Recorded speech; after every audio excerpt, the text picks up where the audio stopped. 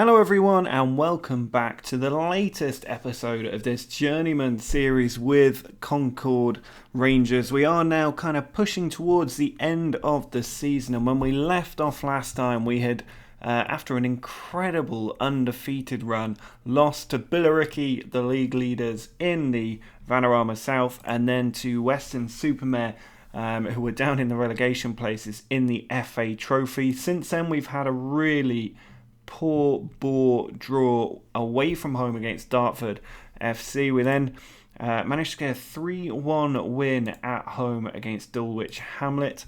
If we just watch the goals from this one, it was a reasonably comfortable victory, although the start was a little bit nervy. We did take the lead.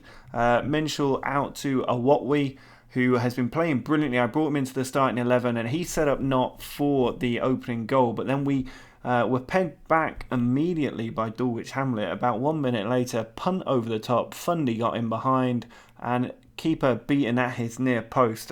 He's been beaten at his near post an awful lot, and if there's one area of this team that really needs improving, it's the goalkeeper.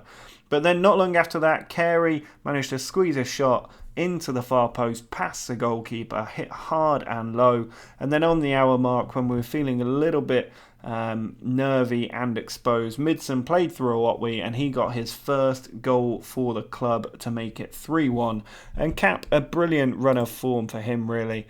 The game after that did not go well. We were playing Gloucester, who were a team in and around the playoff positions, so a team we needed to be beating if we're going to make it into the playoffs and complete a remarkable upturn in our form this season. But instead, 24 minutes in, Dooku played over the top, scored a goal. This is going to be a recurring theme, Dooku being played in over the top. It happened time after time after time in this game. I think he had a dozen chances, really.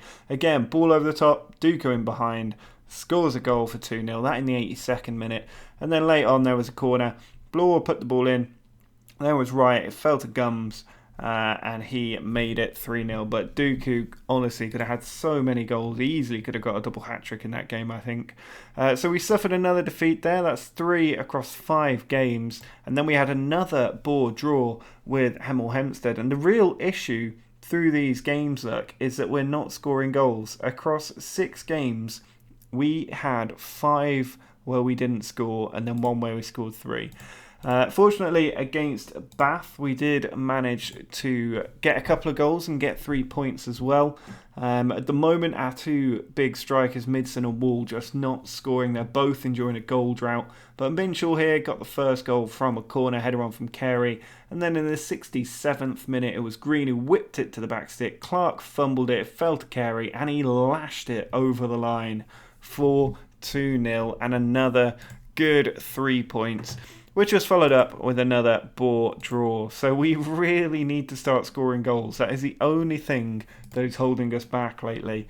And as you can see, we are in 13th place in the league. It's not as bad as it looks. We've got a game in hand. If we win that, we jump up to 9th. And then we are only 3 points off the playoffs. There's a couple of teams there we can still catch, but there are not many games to go. We've got 3, 4, 5, 6, 7, 8, 9 matches remaining. So today we will be taking on first Chelmsford away from home, who are 6th, and then Hampton and Richmond, who are down in 22nd. Both games away from home, and that'll set up a nice run of matches. Torquay will be a tough one, but we are at home. Weston-super-Mare, we can get revenge. And then we've got some teams in the playoffs still to play, including Eastbourne Borough on the final day, which could be a massive, massive game. So going out there against Chelmsford today, we do have Jack Midson leading the line, Carey and Green on the wings, with Awatwi injured for this one. He's out for about 2 weeks, and then he'll be back. Not Minshall and Parkinson make up central midfield. Shaw, Sterling, Essam and Barnes in defence, with Polk in goal. We don't really have much on the bench to use. There's not many players outside of that either, so it is going to be a tough one. I'm just going to swap Molyneux out for Blackman to make sure we have got a central midfielder in there. But let's jump straight into this game. Before we do start the game, make sure to hit that subscribe button if you're glad to see videos back on the channel. Make sure to subscribe and like the video. I can't remember which one I told you to do earlier, so do both of those things. That'd be really nice. Chelmsford are on form. It's going to be a really tough one. I'm going to tell the team to go for revenge. I think that's a good motivator for them to strike for. And we kick the game off with Midson. This is going to be a really tough match. We're away from home. Chelmsford are 6th. They're in the playoffs. They're one of the teams we need to catch, which is why this is such a big game to have in hand. But here's Georgiou from the corner, whips it in, and Poke actually manages to hold one, which is unusual in non-league football. And he's found Midson from a goal kick, who releases Green. This is beautiful play. He's got 3 players running at him. They've all splintered off now, and he's lost the ball to the one who was remaining. Ball over the top, not like this. A number of balls over the top we've conceded goals to. Instead, we try and play it forward. It's descended into proper non-league football now. Shaw with the ball, probably about to give it away. Instead, he finds Sterling. Parkinson comes to Minshall. He's now running down the centre of the pitch, trying to take players on. He whips it through. Midson's got to be offside there.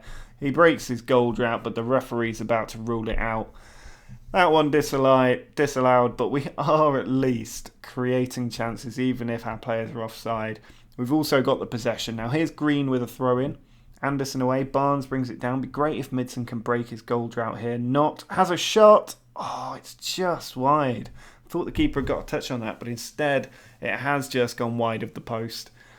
Chelmsford still not really having many chances. 2 shots, both off target, and less than 30% possession. But here's Georgiou racking up that stat towards 30%. Fenwick plays it through, and that's the simplest through ball you'll see in your life. But Poke with a very good stop. Danger not gone. Finally charged down there, and we do get the ball away. Poke now can kick the ball out to Sterling. Half an hour of this game gone, and we are still not on the score sheet. Shaw inside to Minshall. He can play a neat ball over the top we've seen before, but Midson is just not making a run. Finally, it's played through to Midson. Now not. Needs someone to make a run. The ball goes out after the tackle. Carey back to Shaw. Over to Minshall. Carey again. Into Knott. Minshall, bit of space there. Goes for goal, and Byrne actually holds it. Normally they're spilled, and maybe Midson would have had the chance to run in and get a finish. But the ball just lumped forward. How he's won that header, I don't know. Now Whelpdale swings it in. That's a beautiful ball. And Georgiou on the volley makes it 1-0. That really was a beautiful ball and a beautiful finish from Chelmsford. And for everything that we lack, they certainly have it. Whelpdale here. First touch, second touch. Well, quite a few touches. But then that beautiful whip there. And why he was left all alone on the edge of the 6-yard box, I don't know. But it means we have fallen behind, and the game's starting to look a bit more even on the stats now as well. Pennell to Healy. Goes back. We need to just start creating chances. The trouble is we need a new goalkeeper, we need a new striker, and they're probably the 2 most important positions in this tactic. Essam tries to play it forward, but there's nobody up there. Cleared away. Georgiou brings it down. He's still going. He's causing us problems. Essam with the loose ball. Now Minshall to Knott. Ball finally played up to Midson, who gives it away with no pressure on him whatsoever. It's just a loose touch. Shaw at least intercepts that ball over the top. Now Carey making a run down the left. He skips one tackle. He's cut inside. He's going to go for goal, Carey. He does, and it's saved by Byrne. Out for the corner. We need a goal before half time, really, because it's only going to get tougher the longer it goes on. I don't think we've quite got the legs to take this long on. We tend to score quite early in games if we're going to do any damage, and we've just not done that today. You can see Parkinson already struggling for fitness, but a lot of the Chelmsford team really struggling for fitness as well, which does give me a little bit of hope. I'm going to tell the team to try and buck their ideas up. Apparently there was a palpable silence in the dressing room when I went in there, according to the text. But you see that possession is just starting to edge up now. They're probably trying to keep the ball a little bit. And I'm tempted to go a little bit more aggressive because I think they're going to get tired, which might give us a bit of an opportunity. I'm not sure who to take off, though. Maybe Parkinson, who's struggling a little bit. We can drop Minshall back and put Blackman on for Parkinson. Oh, there's a chance here, and it's gone over. And there's a penalty. The penalty on one of our players. I'm not sure what has happened, but we've got the penalty. We'll go back and take a look at that in a minute. Must have been from the corner. Green steps up for the penalty, and it's saved by Byrne. Let's not bother going back to look at what caused it, because that's really irritating. Not puts the ball in. It's allowed to bounce, but then they clear it away. We don't have anybody there. Not to Carey. Plays it back to Minshall. Now Blackman off the bench. Finds Not, and a foul by Wright, I assume you pronounce it as. I don't know why he's got all those extra characters in there. But 15 minutes left to go. I need to try and encourage the team to actually do something here. Church plays it back to Omazusi. Church again just hanging on to it in midfield. Big tackle there from Carey. Now Not on the attack. Finds Blackman. He could have a shot here. He could also play in Midson. I don't know what he's doing. He's gone for the shot. And Byrne again denies us. That's 3 times in this game that he's denied a decent chance. We've got Not taking the corner. Towards the back stick. It's cleared away. Anderson further out. We better get to that, and sure does. But there's just not a lot of time left, and I don't have any real options on the bench. I mean, I could bring Ward on, but he has wasted so many chances in previous games. Like real clear-cut chances that I dread bringing him on again. Here's Green. We've got less than 10 minutes to go as Green attacks. We are in an attacking mentality. Ball ricochets back to Barnes. Blackman. Out to Green. Whips it to the back stick. Carey's there. And he's hit the post. And it's not gone in. And that was identical to the goal that Chelmsford scored. But they just have a higher quality of player. And it looks like we're heading to a damaging defeat in our push for the playoffs. Every time I show a live game, it ends in defeat. And there's a second. It is offside. It's not going to count. Although it still says 2-0 up there. It's finally gone to 1-0. Ball cleared out. We don't have a lot of time left here. And this is going to take a good 10 seconds or so of the game out. Here is Green into Midson. It needs to go straight into the box. There is a foul. We've got a last minute chance from this free kick to try and secure an equaliser. It's not our best player who's going to take it. He whips it into the back stick. Minshall's there. And somehow that went over everybody and bounced about a yard behind them. That doesn't make sense. But we have suffered a defeat despite being the overwhelmingly better side. We had 23 shots, 13 saves made by Oliver Byrne, who gets the man of the match. They only had 4 shots. I mean, that is outrageous. But there we are with a defeat, a missed penalty to boot. And I'm going to have to tell the boys, it was just one of those days. I think when you miss a penalty like that, having scored every one you've taken this season, that really is just things not going your way. And now we have 8 games left to close the 6-point gap. We closed a big gap to get to this point. The problem is that Chelmsford have now moved 11 points clear of us. So it's only really Eastbourne Borough, who we play on the final game of the season, that we can catch here. We're looking for that 7th place finish for a spot in the playoffs. And up next, we've got Hampton and Richmond. We need to get back to winning ways. We need 1 or 2 on the bounce to really turn around the mentality of the players, because I think motivation is really starting to slip down here. And it could become an sort of make it too difficult for me to fix if we leave it too late. It kind of has to happen now. I'm going to leave that for now. I'm not going to bother at this point in the season set people up front to 23s and under 18s, because you end up losing them for the actual match.